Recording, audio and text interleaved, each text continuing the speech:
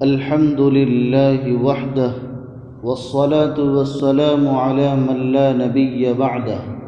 أما بعد فأعوذ بالله من الشيطان الرجيم بسم الله الرحمن الرحيم وذكر فإن الذكرى تنفع المؤمنين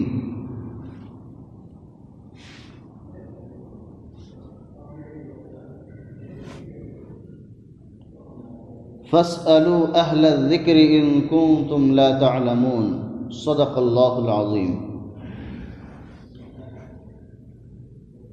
بہت سے احباب نے اور آپ حضرات نے بھی اس بات کا حکم فرمایا کہ عید الفطر سے قبل اگر نماز عید الفطر کے سلسلے میں کچھ مسائل اور نماز کا طریقہ کار سامنے آ جاتا تو کچھ اس سے رہنمائی مل جاتی، لہذا اسی کے پیش نظر یہ مسئلہ آپ کے سامنے بیان کیا جا رہا ہے۔ اولاً سب سے پہلے یہ جان لینا چاہیے کہ نماز عید الفطر عام حالات کے اندر عیدگاہ یا مساجد کے اندر ہی ادا کرنی چاہیے۔ ہاں، اگر کوئی عذر پیش آ جائے، جیسا کہ موجودہ حالات میں اس وبا کی وجہ سے حکومت کی طرف سے اور احتیاطی تدابیر کی وجہ سے مساجد کے اندر یا عیدگاہ کے اندر جمع ہو کر نماز عید الفطر نہیں ادا کر سکتے، تو لہذا اب ایسی جگہوں پر جہاں جمعے کی نماز درست ہے، جمعے کی نماز جائز ہے، ایسے مقام پر اگر لوگ گھروں میں امام کے علاوہ 3 آدمی مل کر کے نماز پڑھتے ہیں، عید الفطر کی نماز ادا کرتے ہیں، تو نماز درست ہو جائے گی۔ لہذا اس بات کا خاص خیال رکھنا ضروری ہے، جہاں عید کی نماز آدمی پڑھنا چاہ رہا ہے وہاں اس بات کا لحاظ کرنا ہوگا، دیکھنا ہوگا کہ وہ بڑی آبادی ہے یا نہیں کہ جہاں جمعے کی نماز درست ہے۔ اگر ایسی آبادی نہیں ہے تو وہاں عید الفطر کی نماز نہیں پڑھی جا سکتی ہے۔ آگے اگر ایسے مقام پر جہاں جمعے کی نماز درست ہے آدمی نماز ادا کرنا چاہے عید الفطر کی، تو گھروں میں یا بیٹھک وغیرہ میں جہاں بھی سہولت ہو آدمی نماز ادا کر سکتا ہے۔ یہ 2 اہم مسئلے، اس کو جان لینا انتہائی ضروری ہے۔ بہت سے مقامات سے فون آتا ہے کہ ہم دیہات کے اندر ہیں، تو ابھی اس وبا کی وجہ سے کیا ہم اس آبادی کے اندر، گاؤں کے اندر ہم نماز پڑھ سکتے ہیں؟ قریہ کے اندر یہاں جمعے کی نماز درست نہیں، تو ان حضرات کے لیے یہ مسئلہ جاننا ضروری ہے کہ جہاں جمعے کی نماز درست نہیں وہاں عید کی نماز بھی درست نہیں ہے۔ لہذا وہ حضرات نفلی طور پر کچھ رکعتیں چاشت وغیرہ کی، اشراق وغیرہ کی پڑھنا چاہیں تو پڑھ سکتے ہیں، اور جہاں عید کی نماز درست ہے تو وہاں عید سے پہلے کوئی نفل نماز پڑھنا یہ منع کیا گیا ہے، کراہت ہے۔ اور اسی طریقے سے اگر کسی کی فجر کی نماز چھوٹ گئی ہے تو وہ شخص فجر کی نماز کو ادا کر سکتا ہے، نماز سے پہلے بھی اور نماز کے بعد بھی، عید کے دن۔ یہ 2-3 مسئلے ہمارے سامنے آئے۔ اب آگے نماز کا طریقہ کار۔ جس طریقے سے ہم فجر کی نماز ادا کرتے ہیں ٹھیک اسی طریقے سے عید الفطر کی بھی نماز ہے،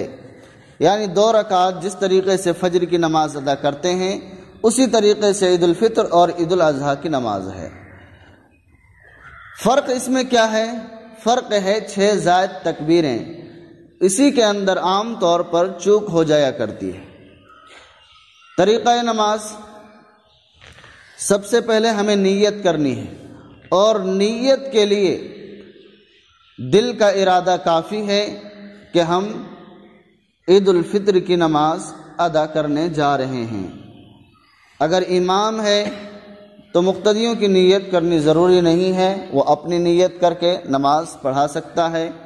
اور اگر مقتدی ہے تو امام کے اقتداء کی بھی نیت کر لے گا کہ میں اس امام کے پیچھے عید الفطر کی نماز ادا کر رہے ہیں۔ لمبی چوڑی نمازیں نیت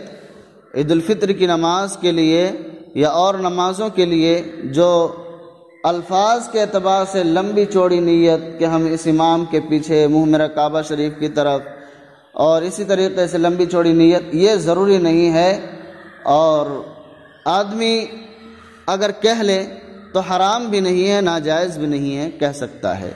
اگر نیت کرنی ہے تو یہ اس طریقے سے نیت کر سکتا ہے کہ نیت کرتا ہوں میں 2 رکعت نماز عید الفطر واجب کی، ماں 6 زائد تکبیروں کے پیچھے اس امام کے منہ میرا کعبہ شریف کی طرف، اللہ اکبر۔ یہ کوئی ضروری نہیں ہے، بس یہ بنا لیا گیا ہے، اسی وجہ سے بعض حضرات نے اس کو بدعت بھی کہہ دیا ہے، لیکن ان کا بدعت کہنا صحیح نہیں ہے۔ بہرکیف اس طریقے سے نیت کرنے کے بعد سب سے پہلے تکبیر تحریمہ کہیں گے، جو ہر نماز میں ہم کہتے ہیں، ہر نماز میں نماز کے اندر داخل ہونے کے لیے جو ہم تکبیر کہتے ہیں اس تکبیر کو کہیں گے۔ اس کے بعد ثنا پڑھی جائے گی، ثنا کے بعد 3 تکبیریں ہوں گی، تینوں میں ہاتھ اٹھانا ہے، تینوں میں کانوں کی لو تک ہاتھ اٹھانا ہے، 2 میں اپنے ہاتھوں کو چھوڑ دینا ہے، تیسری میں باندھ لینا ہے۔ پھر الحمد ہوگی، سورت پڑھی جائے گی، اس کے بعد رکوع ہوگا، سجدہ ہوگا، 1 رکعت ہماری نماز مکمل ہو جائے گی۔ دوسری رکعت سورہ فاتحہ کے بعد سورت ملائی جائے گی، سورت ملانے کے بعد رکوع میں جانے سے پہلے لگاتار 4 تکبیریں ہوں گی، لگاتار 4 تکبیریں ہوں گی، 3 تکبیروں کے اندر ہاتھ اٹھا کر کے چھوڑ دینا ہے، اور چوتھی تکبیر میں بلا ہاتھ اٹھائے رکوع میں چلا جانا ہے، اور اسی طریقے سے رکوع کے بعد سجدہ ہوگا، نماز مکمل ہوگی، پھر دعا ہوگی۔ یہاں ایک مسئلہ جان لینا چاہیے، یہ بہت زیادہ لوگ اعتراض کرتے ہیں کہ پہلے خطبہ ہو یا پہلے دعا ہو، تو صحیح یہی ہے، فتویٰ دارالعلوم دیوبند میں بھی یہ لکھا ہوا ہے کہ پہلے دعا، اس کے بعد خطبہ، دعا ہو جائے، اس کے بعد خطبہ سنت ہے، اور اس کا سننا، خطبے کا پڑھنا سنت ہے، لیکن اس کا سننا واجب ہے۔ خطبہ کیا ہے؟ خطبہ مختصر سے بھی اگر الحمدللہ رب العالمین والصلاۃ علی النبی الکریم اتنا بھی کہہ لیں تو کافی ہے، لیکن بہتر یہ ہے کہ تکبیر تشریق اس کے اندر ہو، اور مختصر سے کچھ حدیث اور قرآن کی بھی آیت اس کے اندر آ جائے، تو یہ بہتر ہے۔ 2 خطبے ہوں گے، دونوں میں مختصر، کتنا ہی بھی مختصر اس کو کر سکتے ہیں جس کو خطبہ کہا جا سکے۔ لوگ اس کو بہت زیادہ سیریس میں لیتے ہیں اور پریشان ہوتے ہیں کہ کتنا لمبا خطبہ ہونا چاہیے، اتنا لمبا ہم کیسے پڑھوائیں گے؟ حالانکہ ایسا کچھ نہیں ہے، آدمی مختصر خطبہ سے بھی کام چلا سکتا ہے، اور یہ خطبہ بھی ہو جاتا ہے۔ خطبہ انشاءاللہ العزیز آپ کے سامنے آ جائے گا۔ جو لوگ اس کو یوٹیوب پر سماعت فرمائیں گے وہ ڈسکرپشن کے اندر اس کو دیکھ سکتے ہیں، انشاءاللہ العزیز وہاں دے دیا جائے گا۔ باقی واٹس ایپ وغیرہ میں اس کو جو دیکھیں گے وہ بھی اس کو پڑھ سکتے ہیں، انشاءاللہ العزیز ارسال کر دیا جائے گا۔